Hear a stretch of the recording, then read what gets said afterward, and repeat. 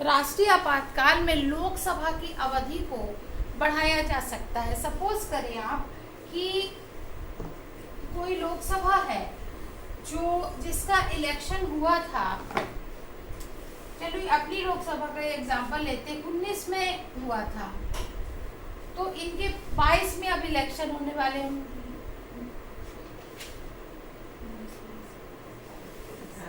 मान लीजिए 2023 में इसके इलेक्शन होने वाले हैं और उस समय पर राष्ट्रीय आपातकाल की घोषणा हो जाती है। अब राष्ट्रीय आपातकाल की घोषणा हो गई और वो बढ़ गया, टाइम लिमिट बढ़ गई, 23 में हमने घोषणा करी और इलेक्शन है, 6 महीने तक जो है वो चलती रही घोषणा। अब आगे युद्ध की स्थिति खत्म नहीं हो पा रही है और लोकसभा का चुनाव की स्थिति आ गई है। ऐसे में क्या करेंगे? अगर देखिए, ये बात हम सब जानते हैं कि प्रधानमंत्री और मंत्रिमंडल जो राष्ट्रपति को सलाह देते हैं और उनके पास पावर्स होते हैं, वो रियल हेड होते हैं। तो अगर लोकसभा डिसॉल्व हो जाती है, उनकी पावर्स सारी खत्म हो जाएंगी, तब फिर निर्णय लेने का पावर किसी के पास बचेगी नहीं। और आपातकाल की स्थिति में चुनाव कराना, जगह जगह रैलियां करना पॉसिबल नहीं होता, क्योंकि टोटल कर्फ्यू होता है और आर्मी का रूल होता है। वहां पर क्या किया जा सकता है कि लोकसभा को अब हम इलेक्शन को पहले प्रायोरिटी देंगे कि आपातकाल और देश हित को पहले प्रायोरिटी देंगे। तो हमारी प्राथमिकता देश हित होगी। तो ऐसी स्थिति में लोकसभा की अवधि को 1 वर्ष बढ़ाया जा सकता है। लोकसभा की अवधि को 1 वर्ष के लिए बढ़ाया जा सकता है। अब आते हैं हम दूसरे आपातकाल, यानी कि राज्यों में राष्ट्रपति शासन।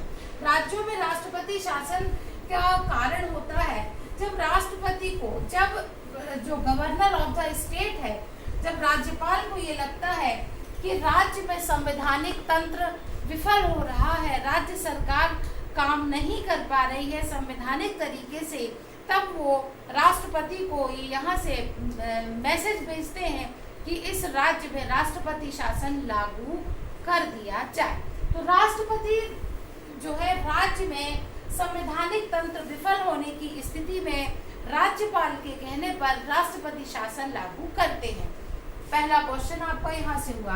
अब ये जो राष्ट्रपति शासन है, ये 2 माह तक लागू रहेगा। इसकी अवधि क्या है? 2 माह। ये 2 महीने तक लागू रह सकता है और इससे अधिक अगर करना है तो संसद से अनुमोदन चाहिए 30 दिन के अंदर। संसद इनको अनुमोदन देगी 30 दिन के अंदर, फिर इसको ये 6 महीने तक फिर ये इसको आगे बढ़ा सकते हैं। ठीक है।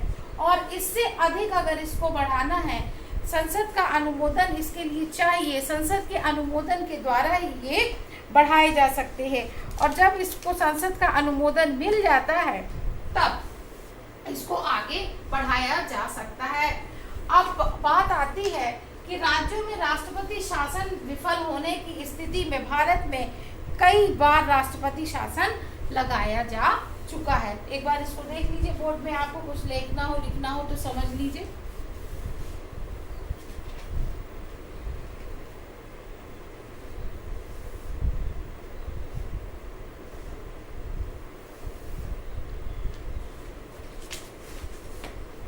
राष्ट्रपति शासन 30 दिन के अंदर जो है संसद का अनुमोदन इसके लिए चाहिए होता है।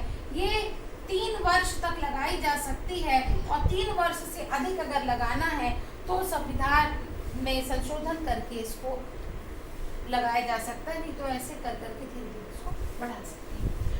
अब राज्यों में राष्ट्रपति शासन की जो स्थिति है वो कई बार हमारे देश में लगाया जा चुका है। अलग अलग राज्यों में ये कई बार इसका प्रयोग हुआ है। तो कब से कब तक कहाँ पर लगा था, कब से कब तक जो स्टेट वाले बच्चे हैं वो अपने स्टेट, जो PCS वाले बच्चे हैं वो अपने अपने स्टेट का देख लेंगे कि हमारे राज्य में ये कब से कब तक लगाया गया था।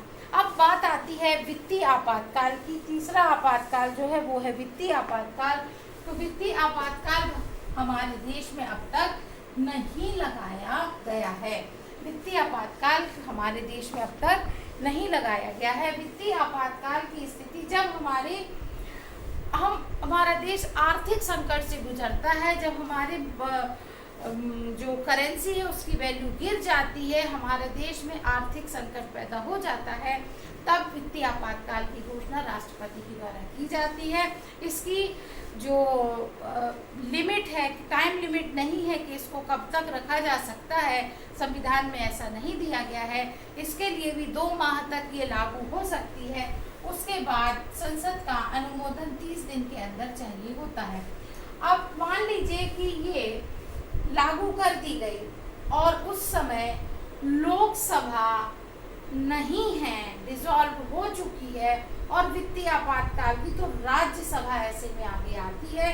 वो स्थायी सदन है और राज्यसभा अनुमति इसको देती है और फिर ये बढ़ाया जा सकता है। लेकिन नवनिर्वाचित लोकसभा जब आती है तो अपने प्रथम जो उनका अधिवेशन होता है, तुरंत उनको सबसे पहले इसको लागू करना पड़ेगा, इसको अनुमोदित करना पड़ेगा। ये कब तक लागू रह सकती है, इसके लिए संविधान में अलग से कोई व्यवस्था नहीं बताई गई है। लेकिन इसका प्रभाव क्या होता है, इन दोनों का प्रभाव देखते हैं कि राज्यों में राष्ट्रपति शासन जब लागू हो जाता है तो राज्य की कार्यपालिका शक्ति जो होती है वो किसके हाथ में चली जाती है, केंद्र सरकार के हाथ में चली जाती है, और संसद जो है वो राज्य का काम अपने पास ले लेती है। बजट वो पारित कर सकती है, राज्य की विधानसभाएं अपने बजट पारित नहीं कर सकती। राज्य सूची के सभी विषय पर निर्णय लेना संसद का अधिकार हो जाता है। तो जो राज्यों की जो कार्यपालिकाओं की जो शक्ति है, जो विधानसभाओं की, विधान परिषदों की जो शक्तियां हैं, वो सीधे के सीधे ट्रांसफर होकर संसद के पास, केंद्र सरकार के पास चली जाती हैं। तो संसद इस पर निर्णय लेती है। अब वित्तीय आपातकाल की बात करते हैं तो वित्तीय आपातकाल नाम से ही हमको समझ में आ रहा है कि हमारी वित्तीय स्थिति जब कमजोर हो जाती है तब वित्तीय आपातकाल की आवश्यकता होती है। जब इसका प्रभाव होता है तो सर्वोच्च न्यायालय का मुख्य न्यायाधीश, सर्वोच्च न्यायालय के समस्त न्यायाधीश, राज्य जो हाईकोर्ट है उनके न्यायाधीशों सहित राज्य और सरकार, केंद्र सरकार के जो कर्मचारी हैं उनके वेतन भत्तों में कमी की जा सकती है। राष्ट्रपति जो एसेंशियल खर्चे हैं तो वो तो हमें देने ही होंगे, लेकिन ये सरकारी जो है इनके खर्चों में हम कुछ कटौती कर सकते हैं। और राष्ट्रपति जहाँ जहाँ भी वित्तीय कटौतियाँ करना चाहें वो कर सकते हैं और इस तरीके से अपने वित्तीय स्थिति को देश की संभाल सकते हैं। भारत में अभी तक वित्तीय आपातकाल की स्थिति नहीं आई है। एक बार 1990 के दौर में ऐसा लगने लगा था कि वित्तीय आपातकाल की आवश्यकता पड़ेगी, लेकिन वर्ल्ड बैंक में गोल्ड को रखकर, हमने गिरवी रखकर उस पैसे को अरेंज कर लिया था और वित्तीय आपातकाल की स्थिति से हम उबर गए थे।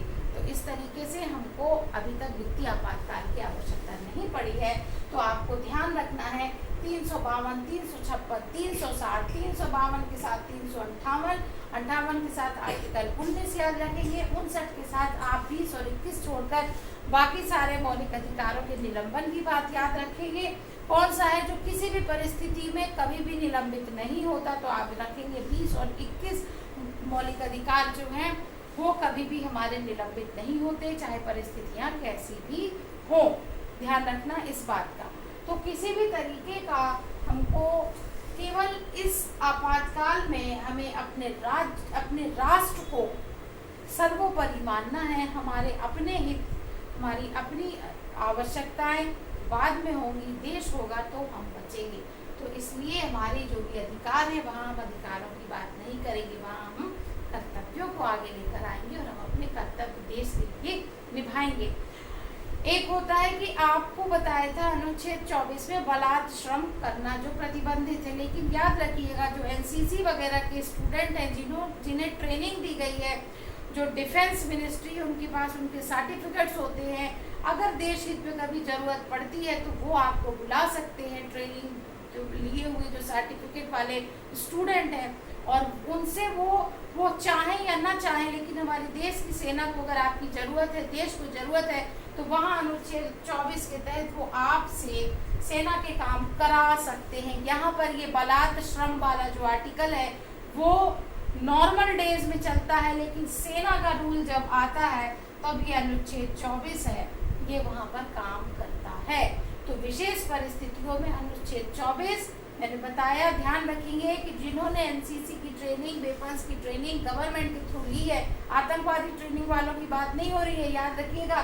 गवर्नमेंट ने, एनसीसी वालों ने जो ट्रेनिंग दी है, जिनके सर्टिफिकेट सरकार के पास है, वो चाहें तो आपको बुला सकते हैं और आपकी सेवाएं ले सकते हैं। तो बहुत छोटी छोटी बात है, जो यूपीएससी लेवल के बच्चे हैं, जो पीसीएस की तैयारी कर रहे हैं, वो ध्यान रखेंगे। और इसमें राज्यों वाला जो पीसीएस वाले हैं, वो अपने स्टेट में राष्ट्रपति शासन को फोकस करके, राष्ट्रपति शासन कब कब कहाँ लगा, सबसे ज़्यादा कहाँ लगा, सबसे कम कहाँ लगा, कहाँ अभी तक नहीं लगा, ये याद रखेंगे।